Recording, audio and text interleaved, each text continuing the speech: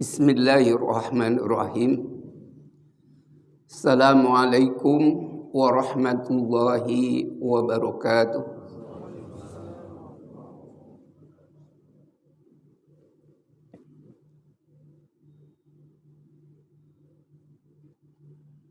Innal hamdalillah nahmaduhu wa nasta'inuhu wa nastaghfiruh.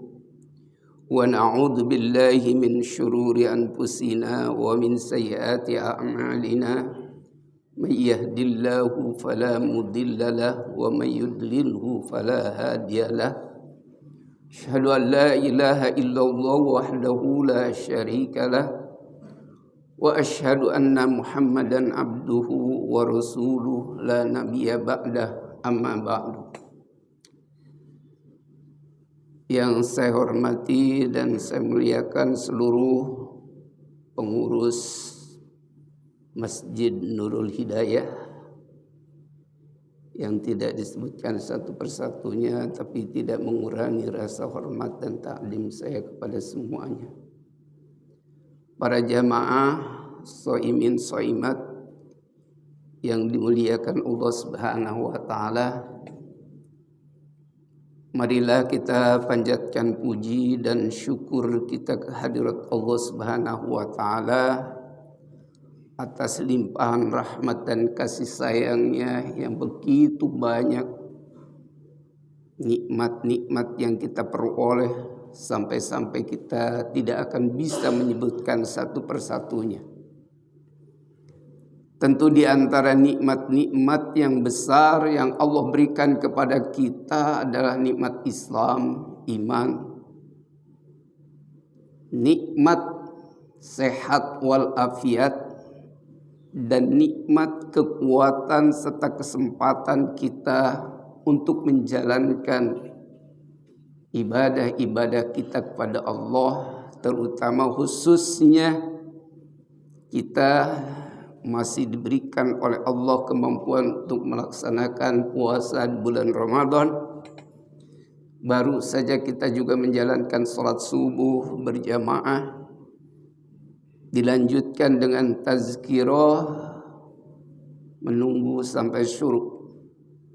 Mudah-mudahan segala ibadah kita dari awal Ramadan sampai saat ini diterima oleh Allah Subhanahu wa taala, dan juga masih diberikan kekuatan, kesempatan dan kemampuan kita untuk melanjutkan ibadah-ibadah kita di bulan Ramadan tanpa ada halangan, tanpa ada rintangan, tanpa ada kendala apapun, berjalan sesuai dengan harapan sampai kita bisa menyelesaikannya satu bulan penuh, tentu dengan harapan apa yang dijanjikan Allah di bulan Ramadan ini kita dapat raih dengan sebaik-baiknya. Tema pada kesempatan ini, puasa Ramadan, ini meningkatkan kesadaran untuk beribadah. Mengawali topik ini dengan satu ayat di dalam surat Al-Baqarah ayat 186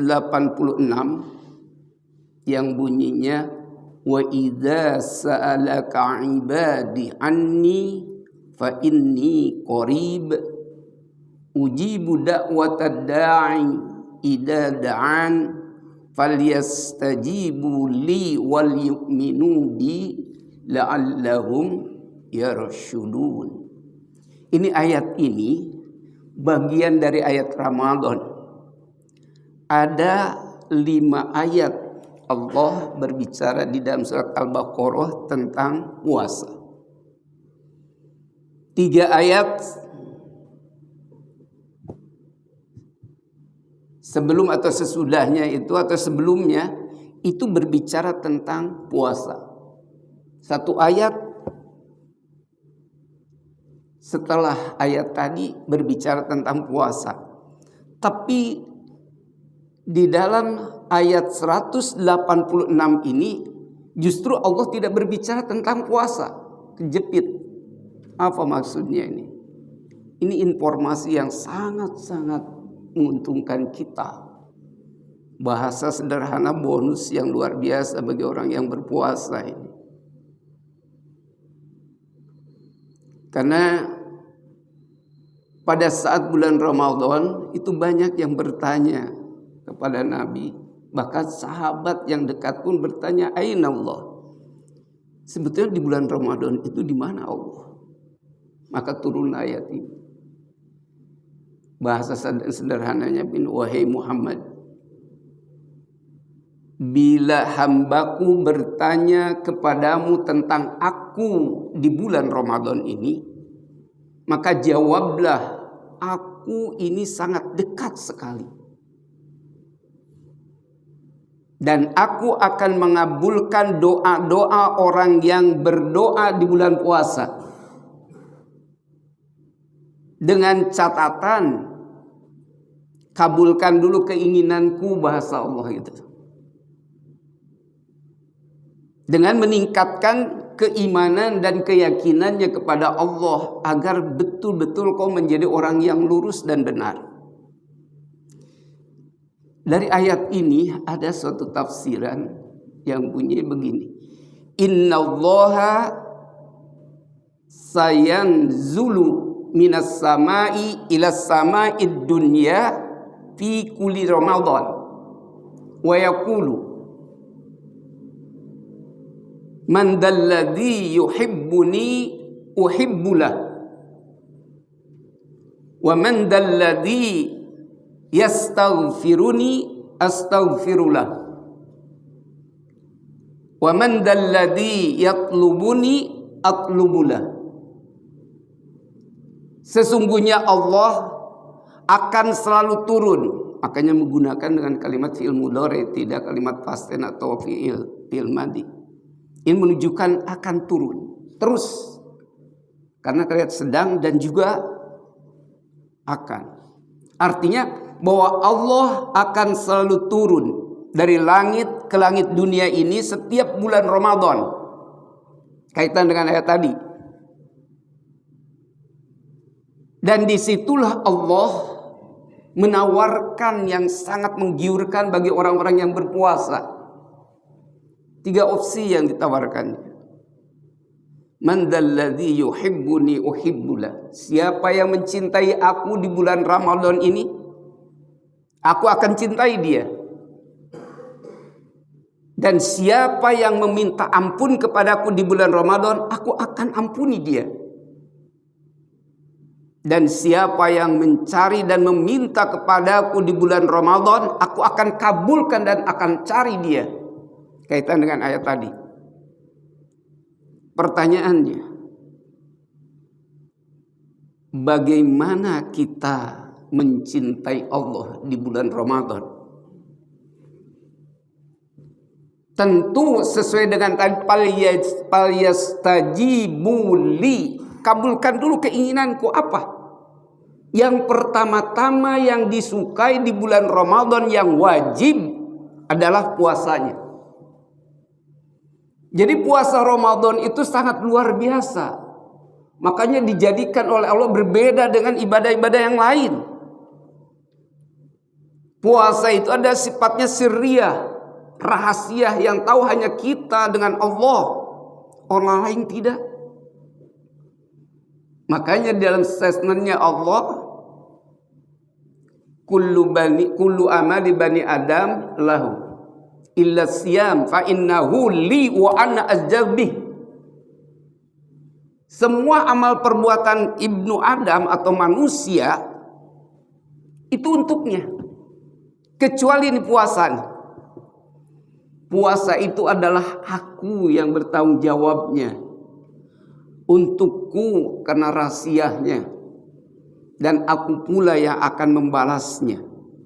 Sehingga tidak tahu balasan orang-orang yang berpuasa itu berapa. Kalau amal-amal yang lain, di bulan yang lain hanya 10, di bulan Ramadan bisa 700. Tetapi sampai ada yang tetap terhingga karena itu rahasia. Dan puasa inilah yang akan membangkitkan ibadah-ibadah kita. di bulan Ramadan. Saya sangat tertarik dengan takjil di masjid ini. Masjid saya di Al-Ikhlas, Pak, mungkin separuhnya dari sini. Luar biasa. Ini menunjukkan kesadaran beribadah tinggi di bulan puasa itu, betul nggak? Kenapa? Karena memang salah satu juga yang dicintai oleh Allah di bulan Ramadan yang bukan wajib adalah bersedekah. Mut'imul ji'an disebutnya. Makanya tidak heran ketika bulan Ramadan tiba, itu banyak di mana-mana untuk takjil.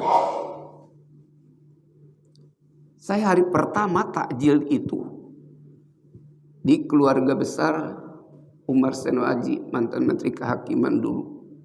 Itu di Jalan Cilincing di sini. Mantan KPK. Profesor Dr. Indrianto Seno Aji. Itu buka pertama di situ. Dari hari pertama puasa. Hari keduanya di sini ya itu. Cuman waktu di sini kan dibatasi.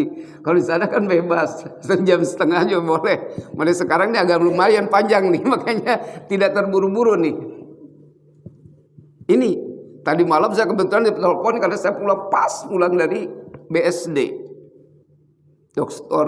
Bahrul Bahar itu di sana. Ditelepon, alhamdulillah. Nah ini membangkitkan. Kenapa? Saya melihat di sini. Luar biasa itu takjilnya itu. Ini kan kerjasama orang yang bersedekah dan juga para pengurus masjid di dalam kebaikan. Tumbuh kesadaran kita untuk beribadah. Mutimul ji'annya. Kemudian dari puasa itu juga Allah sangat suka kepada orang-orang yang talil Quran. Coba di bulan Ramadan, orang-orang yang berpuasa itu membaca Al-Quran itu sangat luar biasa di mana-mana. Kenapa? Karena Quran itu diturunkan di bulan Ramadan, dipilih oleh Allah. Jadi siapa yang membaca Al-Quran di bulan Ramadan itu sebagai penghormatan yang sangat tinggi kepada Allah. Maka tidak heran kalau di mana bulan Ramadan itu orang-orang yang berpuasa gemar untuk melakukan baca Quran. Bukan di Indonesia, bukan sekarang saja. Pada zaman Nabi, para sahabat-sahabat itu betul-betul membaca Al-Quran. Konon coba di dalam satu riwayat, Utsman itu mentamatkan Al-Quran, satu Quran itu pada sholat witir di akhir. Bayangkan. Pada sholat witir tamat Al-Quran. Imam Syafi'i, bayangkan. Siang tamat satu Quran. Malam tamat satu Quran. Satu hari 2 tamat Quran. Para sahabat yang lainnya, mereka kurang tidur di malam hari, bahkan hampir tidak tidur. Nabi itu coba bayangkan, Pak. Di bulan Ramadan itu jarang tidur Nabi. Itu para sahabat, Pak, sedikit sekali tidurnya. Berbeda dengan kita, sedikit-sedikit tidur. Kalau mereka tidurnya sedikit tidurnya. Beda sedikit juga ya. Kalau kita sedikit kan 2 kali tuh. Sedikit tidur. Kalau mereka sedikit tidur kan bedanya sedikit. 1. Tapi itu maknanya luar biasa ya. Coba Nabi, para sahabat, makannya tuh sedikit. Kalau kita sedikit makan coba. Puasa saja itu hanya pindah jadwal makan kadang-kadang coba. Kalau sudah pindah jadwal makan itu dendam namanya. Dari pagi udah siapin makanan aja untuk buka itu. Karena orang yang puasa itu kan lihat kecoa aja di pinggir itu kayaknya itu kayak kurma gitu. Ibu-ibu coba sedang nyuci piring dia lihat sunlight kayak marjan katanya dia. Semacam itu. Kenapa? Kan memang lapar. Nah, kita puasa bukan itu. Kemarin saya terangkan bahwa puasa itu adalah bukan sekedar menahan lapar, haus, seksualitas di siang hari. Tapi puasa itu harus mampu 1 bulan kita ini dari perbuatan lagun dan juga rofas. Rofas itu yang mengandung dosa. Makanya Nabi juga menyatakan di dalam hadisnya Abu Daud, "Malam yada qawla zur falaisa lillahi hajatan fi ayyada'a sarabahu wa ta'amahu." Jadi barang siapa di dalam puasanya itu tidak meninggalkan ucapan-ucapan yang bohong, yang mengandung ropas dosa, maka Allah sama sekali tidak butuh dengan lapar hausnya orang yang berpuasa itu. Artinya harus bagaimana kita betul-betul kita meninggalkan sesuatu yang tidak ada nilai pahalanya pun kita, tidak mengandung dosa pun kita harus ditinggalkan, harus kembali kepada ibadah. Karena ini kesempatan untuk menumbuhkan kesadaran kita beribadah itu. Sampai tidurnya saja orang yang berpuasa, Pak, itu mempunyai nilai ibadah.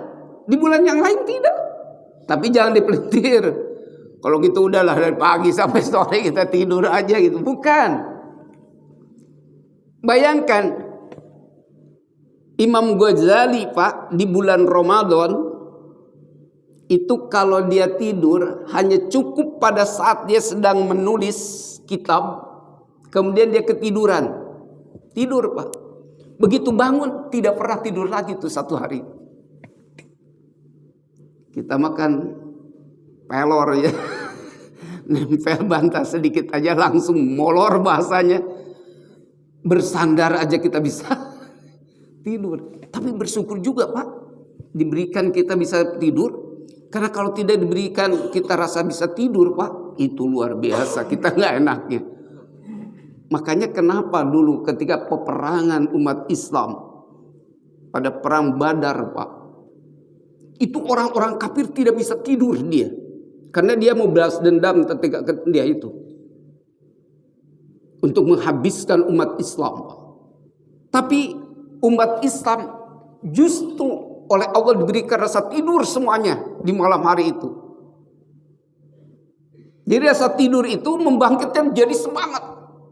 Sedangkan mereka karena tidak tidur, mikirin itu jadi lemas. Makanya perang yang paling besar zaman Nabi itu adalah perang Badar. Dan ini adalah dalam sejarah Islam paling besar, perang Badar itu. Dimenangkan umat Islam, padahal Islam pada saat itu sangat-sangat minoritas. Sampai berbandingnya itu umat Islam kurang dari 1000. Sedangkan orang kafir itu hampir 10.000. 1 berbanding 10 kan? Tapi Allah pertama turunkan pembantuan dari Allah malaikat dengan 3.000 malaikat. Ternyata orang kafir dibantu oleh setan, Pak. Sampai 18.000 jumlahnya. Allah turunkan lagi 5.000 malaikat. Jadi jumlahnya 9.000 kan? 3.000 dengan 5.000, 8.000 ditambah dengan personilnya 1.000. Jadi 9.000. Berarti kan pas yang di dalam Al-Quran. Asalnya 1 berbanding 10, sekarang diringankan menjadi 1 berbanding 2. 100 orang harus mengalahkan 200 orang. Makanya ketika di perang Uhud itu sama-sama umat Islam 72 yang syahid, orang kafir 72 pula. Tapi kenapa dikatakan kalah total umat Islam? Kenapa? Kan tadi berbanding 1 berbanding 2. berarti kalah umat Islam 72 orang. Itu. Maka oleh sebab itulah tidur sebetulnya ini sangat luar biasa nikmat bagi kita ya. Tapi jangan keterlaluan. Ketika sedang baca Quran masih mendingan kalau terus-terusan baca Quran ngantuk itu. Tapi ini kan kagak, nempel doang. Ya, nah itu. Makanya baca Al-Quran di bulan Ramadan itu sangat luar biasa.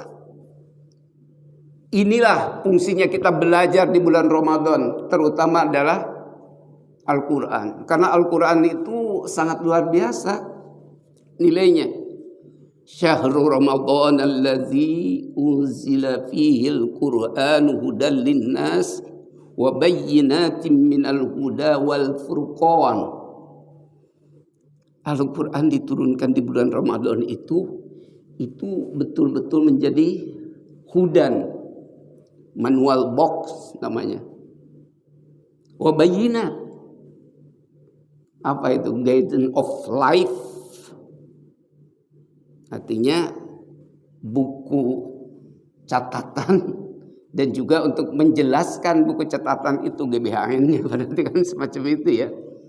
Karena petunjuk-petunjuk untuk kehidupan itu di dalam Al-Quran. Makanya wajar kalau kita baca Al-Quran di bulan Ramadan.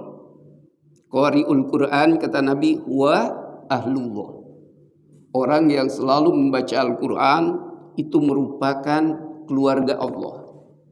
Kalau sudah menjadi keluarga Allah, Pak, pasti akan dijaga oleh Allah.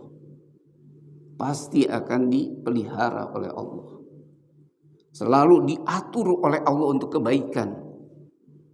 Dibimbing untuk menjadi orang-orang yang terbaik di hadapan Allah.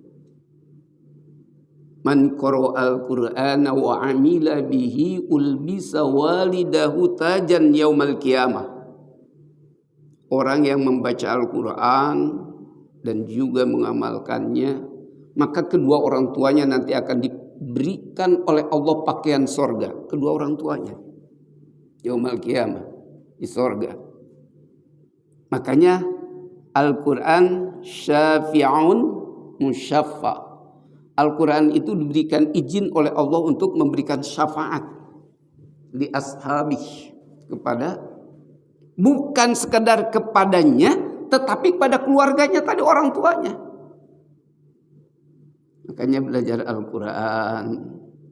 Orang umat Islam itu kan minimalnya kita ini paling rendah kita harus kenal Quran. Kalau ada orang Islam tapi tidak kenal Al-Quran, repot ini Pak ya. Diragukan keislamannya. Setelah kita mengenal, kita mau belajar. Belajar Al-Quran itu bukan bahasa kita. Ada ilmu tajwid, ada tahsinul Quran. Dan tahsinul Quran itu ada mukhrijul huruf, ada 5 sifat. Tempat keluar huruf itu bagaimana? Ada al-jauf, ada al-halqi, ada al-lisan, ada as-saffatain, adalah khayshum. Itu. Kemudian sifat-sifatnya ada al-hamas, ya, hamas itu. Jiriyanun nafsi indan nutki. Jadi mengalirnya suara ketika kita membaca. Akbar, bis.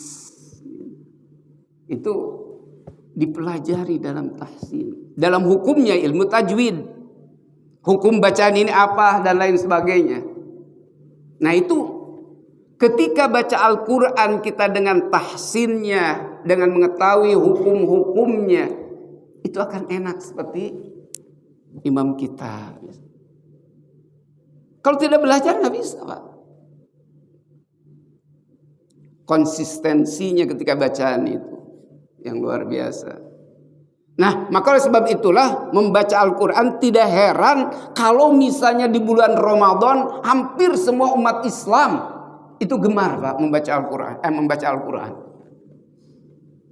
Kemudian yang akan membangkitkan puasa itu terhadap ibadah kita ini adalah hafidhul lisan, menjaga lidah. Ini menjaga lidah itu bukan berarti kita di bulan Ramadan saja, tapi di bulan-bulan yang lain pun lidah itu hati-hati. Salamatul insan bihifzil lisan. Keselamatan seseorang itu dipertaruhkan dengan bagaimana mampu nggak menjaga lidah. Makanya ulama-ulama dulu itu kenapa di bulan Ramadan itu dia selalu mentamatkan Al-Quran. Dia tidak ada yang dibaca apapun, Pak, kecuali dia itu adalah Al-Quran. Bayangkan, pantas kalau satu hari bisa hafal 2 kali, bisa tamat 2 kali. Karena mereka hafal. Di mana saja dia sambil jalan, bahkan sambil berbaring, bahkan tiduran sekalipun dia itu baca Al-Quran. Kalau kita lain kan buat YouTube. Mana-mana YouTube. Google. Bukan saya tidak melarang untuk membaca YouTube ya. Boleh-boleh saja kalau di bulan puasa yang baik-baiknya. Saya terus terang aja, prek sama sekali selama dari bulan Ramadan itu. Lihat YouTube, Pak. Apalagi TikTok, kurang ajar banget. Itu harus menjaga penglihatan kita.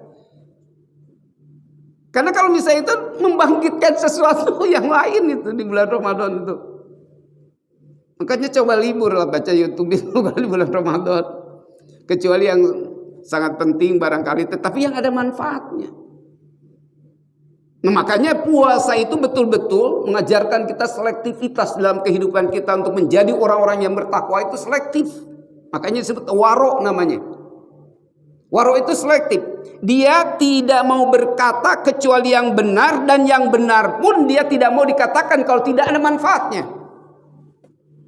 Itu adalah waro namanya. Dan dia tidak mau berbuat kalau tidak ada faedah dan manfaatnya. Dan dia tidak mau memakan yang subhat, apalagi yang haram. Orang yang selektif, Pak, yang waro. Makanya sifat atau sikap waro itu merupakan suatu pakaian bagi orang-orang yang mendekatkan diri kepada Allah. Itu orang-orang yang bertakwa. Kenapa? Karena puasa pada dasarnya itu adalah untuk membersihkan hati kita, untuk mendekatkan diri kepada yang Maha Suci. Maaf, tidak mungkin kita akan bisa dekat dengan yang Maha Suci kalau kita tidak dibersihkan dulu. Disebut dengan tazkiyatun nufus namanya. Bagaimana cara kita membersihkan hati kita? Bulan puasa inilah yang sangat optimal. Kalau kita sudah betul-betul di bulan Ramadan memanfaatkan fadilah puasa di dalam ibadah kita, pantas kalau kita dijadikan orang-orang yang bertakwa. Makanya ada hadis Nabi ya. Ketika ini kita pahami, idza jaa ramadanu futihat abwabul jannah wa ghuliqat abwabun nar wa sufidatis syayatin. Apa maknanya? Apabila Ramadan tiba, pintu sorga terbuka lebar, pintu neraka tertutup rapat, setan terborgol. Jangan diartikan kayak zaman dulu. Karena mentang-mentang di bulan Ramadan itu sorga terbuka, neraka tertutup, sehingga setan diborgol. Orang yang dicatat itu di bulan Ramadan itu yang kebaikan-kebaikannya saja, sedang yang jahat, yang kejelekannya tidak dicatat. Enak banget kalau gitu ya. Kita berbuat dosanya di bulan Ramadan saja kan tidak dicatat. Bukan itu. Kenapa, Pak? Pintu sorga terbuka lebar di bulan Ramadan. Ini ada arti kiasan, arti metafor. Kalau di dalam ilmu ma'ani ada badai tauriyah namanya, yang disebut dengan maksudnya tadi terbuka itu bukan berarti oleh Allah dibukakan. Kalau pertanyaannya misalnya apakah sorga ini sudah diciptakan oleh Allah, nggak ada yang tahu. Coba. Tapi kita wajib percaya. Kenapa? Karena Allah menjelaskan. Tapi apakah sudah diciptakan? Wallahu a'lam, tidak tahu. Coba, yang ada sekarang itu ada hanya alam kubur, Pak. Alam mahsyar, alam mizan, surga, neraka, apakah sudah ada atau belum? Nggak ada yang tahu, Pak. Karena yang berisi ini sekarang sampai alam kubur saja. Makanya di alam kubur itu masih ada hubungan dengan orang yang hidup, tetapi orang yang hidup, orang yang mati tidak bisa berhubungan dengan orang yang hidup. Dengan apa? Doa. Yurfa'ul adzabu min ahlil kuburi bidu'ail ahya. Diangkatkan tuh dosa-dosa penghuni alam kubur itu dengan doa-doa orang yang hidup, terutama keluarganya. Tapi kalau sudah terjadi kiamat tidak ada lagi pertolongan lain. Wattaqu yauma la tajzi nafsun an nafsin syai'a wa la yuqbalu minha syafa'ah wa la yukhadhu minha 'adlun wa la hum yunsarun. Takutlah kalian dengan suatu hari di mana pada hari itu satu sama lain sudah tidak bisa berhubungan. Syafaat ditutup, termasuk syafaat Rasulullah. Nah, ini kajian harusnya panjang nih, cuman kita kalau mengaji ini nanti jangan kalau salah aja bingung nih. Termasuk syafaat Rasul pun kalau sudah terjadi kiamat sudah tidak ada lagi, kecuali disebut dengan syafaatul uzma. Apa syafaatul uzma nanti? Pada saat kita berada di alam mahsyar, semua para nabi sudah tidak bisa dia meminta kepada Allah kecuali Rasulullah membubarkan alam mahsyar. Itulah disebut syafaatul uzma. Inna a'tainakal kausar. Al-kausar di situ diartikan ada nikmat banyak, tapi ada disebut dengan syafaat yang besar. Itulah syafaatul uzma Nabi. Karena bukan kepada umatnya saja, tapi seluruh manusia. Dari mulai Nabi Adam sampai manusia terakhir. Di situ mereka berharap untuk dibubarkannya alam mahsyar. Itu yang disebut syafaatul uzma. Kenapa? Tadi tidak lagi syafaat. Tebusan juga tidak ada. Barangkali menebus ini supaya ini begini, tidak ada, hanya pada waktu di alam barzah. Walahum yunsarun. Dan juga tidak ada lagi pertolongan siapapun, termasuk pertolongan Allah. Kalau sudah masuk ke dalam alam mizan, alam peradilan Allah, tidak ada lagi pertolongan lain. Dia harus menerima keputusan-keputusannya. Wa may ya'mal mithqala dzarratin khairan yarah wa may ya'mal mithqala dzarratin syarran yarah. Sedikit pun pasti akan diperlihatkan. Kalau sudah terjadi kiamat itu sudah tidak bisa. Hari itu yang disebutnya hari kiamat. Jadi kalau sudah hari kiamat tamat, sudah tidak ada lagi pertolongan lain. Tinggal dia menghadap kepada Allah apa jadinya. Jangan sampai diartikan syafaat nanti pada hari kiamat kita memohon pertolongan Allah Rasulullah, maka Nabi akan tinggal diam di pintu neraka. Bila siapa saja yang membaca salawat kepada Nabi, maka dia akan dicegat dan dia akan dimasukkan ke surga. Pertanyaannya, sampai kapan itu Nabi diam di pintu neraka? Ayo. Bagaimana pertolongan Nabi? Ada lagi yang ekstrim, Pak. Kalau misalnya ada umat Nabi di dalam neraka, maka Nabi akan jalan-jalan mencari orang yang bersolawat kepadaku, katanya. Ini pendapat. Itu Nabi jalan-jalan di neraka, bayangkan. Ini hati-hati, makanya ini panjang, makanya jangan sampai ini kan kalau belum ngerti nanti tanyain aja pada saya ya. Nanti ini kalau kurang mengerti bisa, karena masih banyak ustaz yang menjelaskan bahwa hari kiamat akan mendapatkan pertolongan Allah. Padahal kalau sudah terjadi kiamat itu ayatnya tadi. Jadi syafaat Rasul itu kapan sebetulnya? Inilah waktunya kita di sini sampai di alam barzah.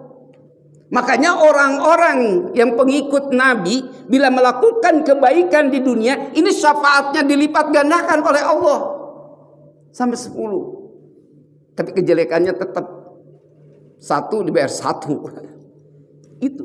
Jadi kembali lagi kita. Nah, disinilah ketika pintu sorga terbuka lebar bagi orang yang berpuasa. Karena orang yang berpuasa itu ada ladang untuk mendapatkan pahala dari Allah sangat banyak sekali. Sampai tidurnya saja dibayar pahala, itu betul nggak? Jadi seolah-olah dia orang yang berpuasa di bulan Ramadan untuk masuk surga itu seolah-olah terbuka lebar. Mau pintu mana kau cari, bahasanya. Sekarang kenapa pintu neraka tertutup rapat, Pak? Orang yang berpuasa tidak mungkin dia melakukan maksiat dan dosa. Karena orang yang sedang berpuasa itu mampu dia mengendalikan seluruh hawa nafsunya. Sehingga tidak ada kesempatan untuk dia berbuat dosa. Bagaimana orang yang berpuasa mesti ngomongin orang? Bagaimana orang yang berpuasa mesti mencuri, korupsi, dan lain sebagainya? Itu orang tidak berpuasa. Berkata kotor saja itu tidak dianggap puasa. Makanya pantas kalau dalam hadis Nabi, rubba shaimin laisa lahu min siyami illa al-ju'u wal atas. Banyak sekali umatku yang berpuasa, tapi dia tidak punya nilai apa-apa kecuali lapar dan haus. Apakah kita termasuk ke sana? Mudah-mudahan di Ramadan ini jangan ya. Maka ceprain dulu tuh itu. YouTube dia dan Google dia. Itu harus diliburin dulu lah. Kalau toh kita penting nggak apa-apa. Saya nonton TV pun udah mulai tidak, kecuali kalau ada lihat berita kemarin tuh banjir. Karena kabarnya Sukabumi juga, saya kan orang Sukabumi. Waduh, saya lihat di situ. Benar juga tuh. Ya yang penting-penting aja lah akhirnya. Insya Allah itu menjadi nilai ibadah. Tapi kalau kita nontonnya yang sifatnya hura-hura, aduh udahlah itu. Minimalnya mengurangi nilai puasa kan. Nah ini. Maka oleh sebab itulah orang-orang yang berpuasa itu tidak ada kesempatan untuk berbuat maksiat. Karena orang sedang berpuasa. Coba bayangkan puasa. Ini sifat rahasianya. Kita punya uang banyak, makanan banyak, Pak. Orang tidak ada, perut perih dan lapar. Kita mampu nggak, Pak, berbuat jujur di situ? Mampu kan?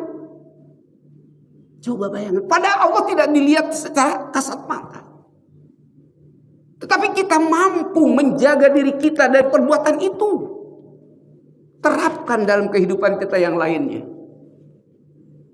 Inilah seolah-olah pintu neraka itu bagi orang yang berpuasa tertutup rapat. Nah sekarang setan terborgol. Bukan diborgol, kan dulu kan dikatakan oleh Ustaz dulu ya, bahwa setan itu di bulan Ramadan diborgol di dasar lautan yang sangat dalam, di gunung-gunung, di batu-batuan yang besar, kata di kerangkeng bahasanya.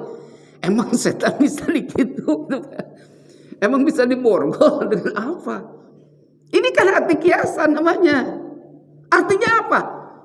Ini kan tadi terborgol, bukan diborgol, Pak. Terborgol. Kenapa? Karena ucapan setan itu sendiri. Kata setan kan menggoda manusia itu, Pak, lewat nafsu. Orang yang berpuasa itu kan sudah mampu mengendalikan nafsunya kan? Ketika setan mau menggoda orang yang sudah mengendalikan hawa nafsunya, seolah-olah kata setan, aku terborgol untuk menggoda mereka. Itu, Pak. Tapi kalau orang yang tidak berpuasa, termina coba, Pak, itu setannya itu kelihatan kakinya doang. Yang aneh lagi, ini yang aneh lagi, warteg di pinggir masjid. Astagfirullah, Pak. Apa yang terjadi? Ditutup dengan kain hijau. Sekalian aja air kuning. Apa? Dengan kain kuning itu. Kenapa? Karena itu mati hati-hatinya, Pak. Menurut Imam Ghazali begini. Nih, kalau seseorang itu meninggalkan sesuatu kebiasaan yang baik yang bukan wajib, maka itu hatinya sedang sakit parah. Jadi kalau kita, Pak, misalnya meninggalkan kebiasaan-kebiasaan kita tanpa ada penyesalan dalam hati, itu hati kita sedang sakit parah.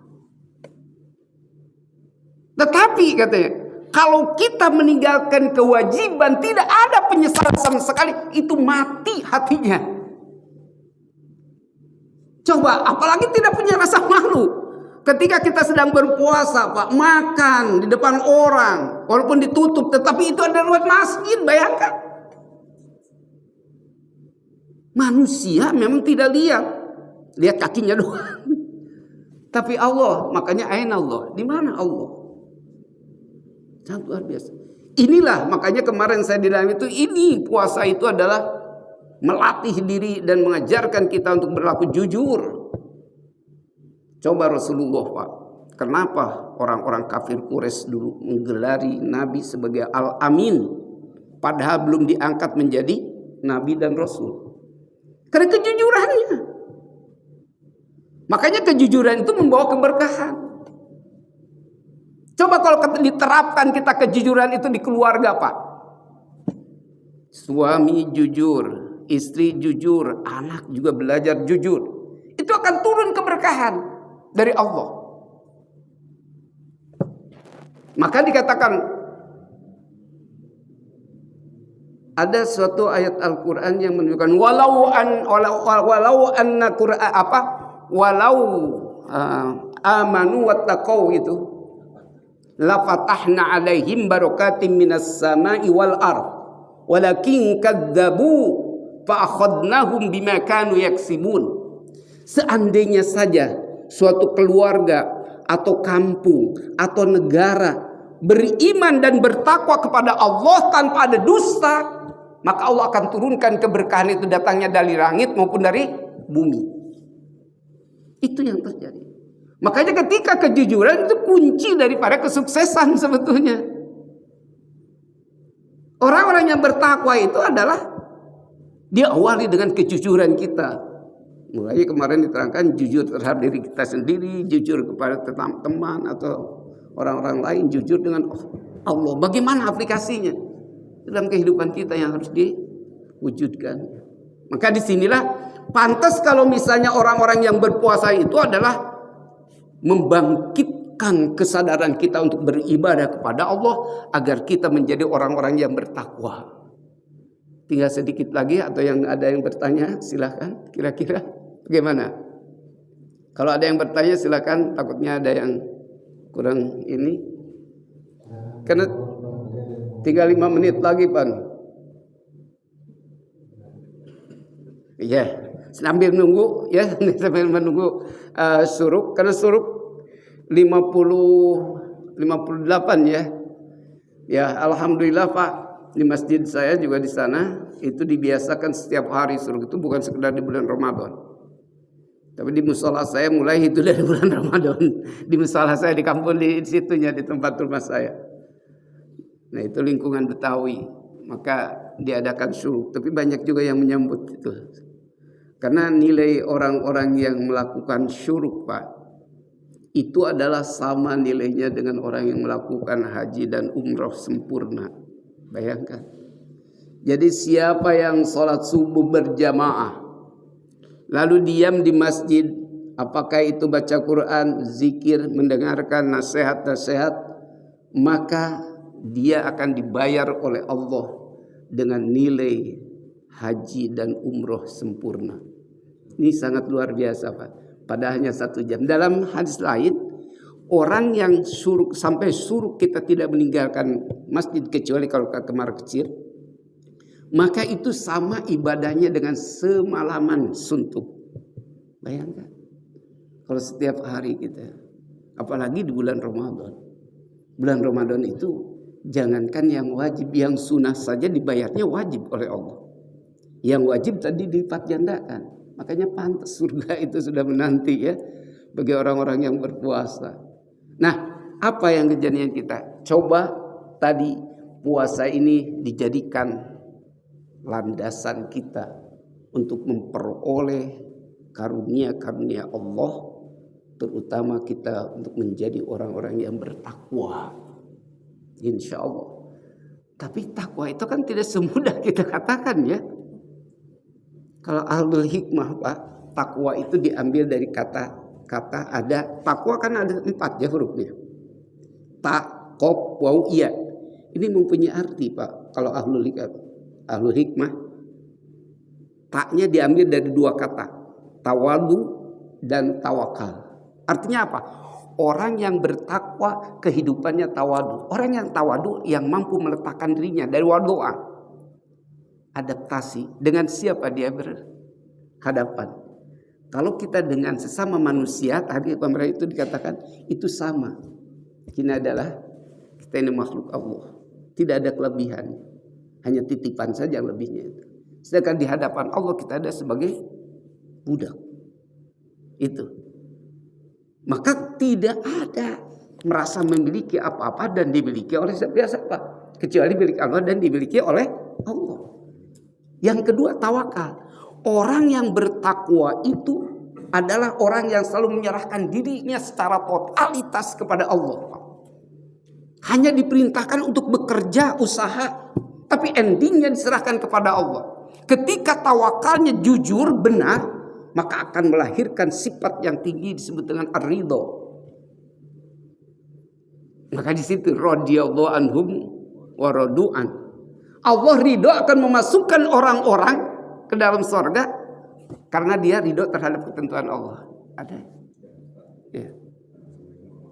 Waalaikumsalam. Ustaz, ini bicara tentang apa yang disampaikan Ustaz tadi pertama tentang kejujuran kalau dilakukan oleh satu komunitas atau satu negara maka Allah akan turunkan keberkahan. Kemudian ada beberapa pencerahan yang disampaikan oleh Ustaz sebelumnya ini bahwa selama Ramadan ini kita bisa mengistimewakannya, jadi kita akan juga akan diistimewakan oleh Allah juga nanti. Nah kemudian berikutnya adalah tatkala kita kemarin itu masalah bahwa kalau kita menjalankan Ramadan ini pada bulan-bulan berikutnya, jadi kalau kemarin kan kita sebagai hamba Ramadan, artinya kita mengikuti bahasa saya Ramadaniun ya, bahasa Ramadan kan selesai. Nah itu juga yang kemarin saya pikir bicara tentang kenapa negara-negara yang ritualnya sangat tinggi tapi sangat mundur dalam melaksanakan terkait dengan pembangunan, kesejahteraan dan lain-lain. Sementara negara-negara yang mereka memang tidak punya ritual yang tinggi seperti Indonesia dan lain-lain, seperti negara-negara Norwegia, Swedia dan lain-lain, tapi mereka mungkin punya tingkat kejujuran yang sangat tinggi sehingga keberkahan juga ada. Nah, gimana caranya Ustaz supaya kita nih bisa mengupayakan bersama-sama, karena mungkin nggak bisa juga sendiri ya. Betul. Bersama-sama. Gimana caranya? Iya, memang ini adalah tadi kejujuran gitu ya. Ini puasa pada dasarnya untuk mendidik kita menjadi orang-orang yang jujur. Ini kadang-kadang ada negara misalnya ya, dia katakanlah gitu agama gitu ya, menjunjung tinggi agama tapi kok kehidupannya lain gitu.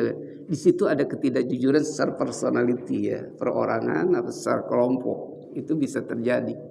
Karena Allah tidak mungkin salah untuk menurunkan itu. Saya ingat di dalam satu ayat surat apa ya, nama atau apa lupanya, ininya begini. Innallaha ma'al ladzina taqaw wal ladzina hum muhsinun. Allah akan bersama orang-orang yang bertakwa dan orang-orang yang berbuat kebajikan. Ada dua termin. Yang pertama orang yang bertakwa, orang yang berbuat kebajikan. Di mana bedaannya? Orang-orang yang bertakwa sudah jelas itu pasti orang berbuat kebajikan. Tapi orang-orang yang berbuat kebajikan belum tentu dia bertakwa. Tetapi Allah akan mengapresiasinya, Pak. Bedanya kalau orang yang bertakwa dikhususkannya nanti ketika dia pulang kepadanya. Tapi bagi orang-orang yang tidak bertakwa, dia hanya di dunia. Makanya tidak heran kalau ada seseorang dia baik dengan sesama masyarakat, dengan manusia, padahal dia bukan muslim misalnya. Kenapa? Rizkinya lancar, kesehatannya lancar gitu. Itulah pembalasan Allah di dunia. Tetapi ada orang-orang yang misalnya dia mengatakan muslim atau orang yang beriman, tapi dia tidak baik dengan sesama manusia. Allah tidak akan melihatnya. Allah tidak akan menerima semua itu. Makanya ada di dalam surat An-Nazi'at itu, An-Nazi'ati Ghorqa wan nasyitati nasto, ya. Demi malaikat yang mencabut nyawa dengan cara keras, dan juga demi malaikat yang mencabut nyawa dengan cara lembut. Ini kalau diartikan secara literal begini akan salah. Maknanya apa? Ada malaikat yang mencabut orang-orang kafir dalam tafsirannya. Orang kafir dia dengan cara lembut. Tapi ada orang-orang Islam, orang Muslim, orang yang beriman dicabutnya dengan keras. Ini balasan, Pak. Bagi orang-orang yang berbuat kebajikan di dunia, maka dia akhir dari kehidupannya itu ketika matinya gampang. Makanya jangan terjebak ketika ada orang yang tidak beriman kepada Allah tapi kehidupannya itu lancar, kemudian juga matinya juga lancar. Tapi tidak heran, jangan tidak heran, Pak. Kalau ada orang yang beriman kehidupannya itu adalah dia susah gitu ya, dan matinya juga susah misalnya. Nah, apa bedanya di sini? Jadi pembalasan orang-orang yang baik di dunia hanya sampai pada saat dia sakaratul maut. Tapi ketika pulang kepada Allah, wa ma lahu min khalaq, dia tidak punya bagian apa-apa dari kebaikan di dunianya. Tapi orang-orang yang beriman, kenapa Allah lamakan ketika dia sakaratul maut? Ini memberikan kesempatan untuk dia bertobat kepada Allah, agar dia nanti di yaumul kiamat tidak diazab oleh Allah. Itu sebetulnya. Karena kita mungkin lalai, diingatkan oleh Allah dengan kematian, dengan sakit, dengan berbagai macam. Makanya dulu saya sampaikan, musibah itu adalah bagi orang yang beriman itu dua. Tapi bagi musibah bagi orang yang tidak beriman itu satu. Apa musibah bagi orang yang beriman? Adalah yang pertama tazkiro, peringatan, Pak. Yang kedua imtihaniyah. Sekarang penempatannya. Tazkiro itu untuk siapa? Orang-orang yang beriman dia lalai. Allah berikan musibah sebagai peringatan supaya dia sadar, kembali kepada kebenaran. Ini kasih sayang Allah makanya. Nah, kemudian setelah dia sadar, lalu Allah masih memberikan juga musibah. Itu imtihannya, ujian. Ujian itu adalah diberikan kepada orang-orang yang baik, Pak, yang untuk meningkatkan kualitasnya. Anak SD, Pak, diuji untuk naik SMP, diuji dulu dia lulus atau tidak. Semakin dia tinggi jenjang pendidikannya tinggi, semakin berat. Begitu pula iman seseorang diuji. Ketika dia sudah sadar melakukan hal itu, lalu diuji, benar nggak nih? Diberikanlah musibah berbagai macam. Ternyata dia belum kuat. Nah, ini kayak gagal dia ujiannya. Sampai-sampai misalnya kita ini, satu kali diuji oleh Allah masih sabar, Pak. Dua kali masih sabar. Ketiga kali ngomong, Tuhan, memang salah apa saya itu begini? Kata-kata itu hati-hati, itu menyakitin Allah itu. Kenapa? Kayaknya sih bagus ya. Tuhan, salah apa lagi? Saya tuh kok mendapatkan musibah terus. Memangnya Allah kesalahan? Tidak mungkin. Tapi harusnya ketika kita dirundung dengan masalah, balik kepada kita. Pasti di dalam diri kita masih banyak kesalahan-kesalahan yang harus diperbaiki. Kalau kita sudah merasa harus memperbaiki, mungkin ibadah saya belum baik kepadamu ya Allah, sehingga saya diuji dulu. Keimanan saya mesti diuji terus. Itu bisa terjadi. Makanya itulah dua-duanya rahmat dari Allah. Tapi bagi orang-orang yang muslim atau bukan muslim, itu adalah adab dunia. Kalau nikmat itu adalah sebetulnya istijraj namanya. Jadi kalau orang-orang yang beriman itu dua-duanya baik. Ketika diberikan musibah baik, ketika menikmati baik kan. Makanya hati-hati nih. Ada misalnya tetangga kita, wih hidupnya luar biasa, tapi ibadah kagak. Nah ini hati-hati, itu laknat itu. Setuju? Karena di dalam Al-Hikam ada khop min wujudi ihsanihi ilaika wa dawama isaatika wa yakuna dzalika istidrojan sanastadrijuhum min haitsu la ya'lamun. Saya Ibnu Athaillah nyampaikan, hati-hati kalian dengan segala kebaikan-kebaikan Allah yang diberikan kepada kalian, sementara kalian tidak ada peningkatan ibadah, peningkatan kualitas iman, kualitas ketaatan kepada Allah, maka semua pemberian itu adalah istijran. Awas, hati-hati kata Allah dalam Al-Quran, sanastadrijuhum min haitsu la ya'lamun. Suatu saat akan tarik kembali itu nikmat yang telah diberikan itu, baik mungkin secara sedikit-sedikit maupun secara keseluruhan sekaligus. Fir'aun Pak, Qarun, bagaimana? Ditelan oleh bumi, dilikuifaksi bahasanya, wa khasafna bihil ardu, dihisap oleh bumi seluruh harta kekayaan dan orang-orangnya Pak. Seolah-olah tidak ada manusia di situ dan tidak ada kampung. Ditelan oleh bumi.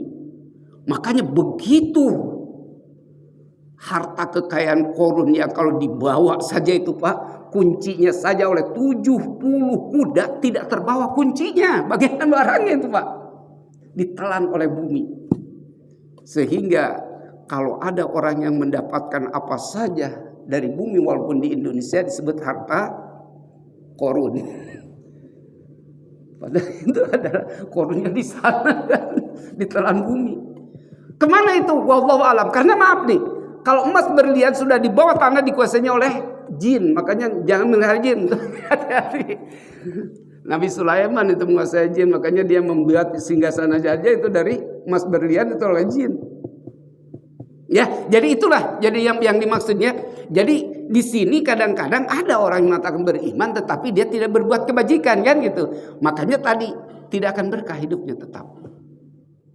Itu yang dimaksudnya, itu maksudnya negara kita yang misalnya, negara kita ini sebetulnya kan mayoritas muslim, harta kekayaannya melimpah ruah. Tapi kenapa nasibnya sengsara? Nah, ini pasti ada miss di situ. Siapa? Yang disalahkan dulu yang di atas, Pak. Tapi impactnya yang di bawah, yang ruginya. Coba yang korupsi kan di atas, tapi nasibnya yang di bawah itu bagaimana? Yang menderitanya kita yang di bawah. Makanya oleh Allah akan dihukum, diangkatkan keberkahan. Pertama-tama hukuman Allah nih yang paling ringan, yarfa'ullahul barakata min kasabihim. Allah akan diangkatkan keberkahan apa yang dia miliki. Indonesia ini kaya raya Pak, diangkatkan keberkahan mana? Menjadi kebaikan kepada rakyatnya, segelintir orang saja, kan diangkatkan keberkahan. Kata Allah, kalau dulu mesti dia itu tidak sadar kepada Allah, maka apa? Yusallitullahu bisultanin dzalimi. Allah akan kirim ke negara itu pemimpin-pemimpin yang korup, Pak. Bahkan pemimpin-pemimpin yang memaksa orang itu untuk berbuat korup, sehingga yang terjadi, yang benar disingkirkan, yang salah dipertahankan. Indonesia seperti itu enggak nih? Wallahu a'lam. Pikirin aja ya. Nah, kalau dengan itu saja masih belum sadar, Pak, ini final. Apa? Dia yakhruju minad dunya bila iman. Dia keluar dari dunia ini tanpa membawa iman. Itu sudah final, Pak. Sudah tidak ada kebaikan lagi nanti. Ini lebih berbahaya. Kalau kita yang dua tadi masih kita bisa perbaiki. Maka di sinilah kita bagaimana untuk berusaha mendekatkan diri kepada Allah, khususnya di bulan Ramadan, melalui kita berpuasa, meningkatkan gairah kita, kesadaran untuk beribadah. Sampai sekarang kita sudah mesti lihat, ini baru 9 hari, Pak, betul? Baru 9 hari. Bagaimana gairah kita ini untuk beribadah kalau 1 bulan, Pak? Karena aplikasi yang sebenarnya bukan di bulan Ramadan. Setelah Ramadan itu ya harusnya kita ini. Tapi jangan sampai kata ini adalah Ramadaniun. Jadi Ramadaniun itu yang rajin itu di bulan Ramadan saja gitu kan. Ramadan sudah tidak ada, kembali lagi kepada kandangnya. Makanya Nabi mengatakan kunu rabbaniyina wa la takunu ramadaniyina. Jadilah kalian ruhban atau misal rabani. Dulu rabani itu ulama-ulama Yahudi dan Nasrani yang betul-betul dia tadi saya katakan jarang sekali tidur di malam hari. Di siang hari juga dia tidak loyo seperti orang yang kalau sudah tidak tidur loyo kan bawahnya, itu tidak semangat. bagaikan lain atau bagaikan singa menghadapi mangsanya. Tetap dia bergairah. Saya sering berdoa mudah-mudahan sehat walafiat dan tetap semangat. Itu Pak. Kesemangatan inilah yang kita ini di bulan Ramadan untuk beribadah. Kalau di bulan Ramadan saja kita sudah tidak semangat ibadah, bagaimana di bulan-bulan yang lain? Itu pertanyaannya.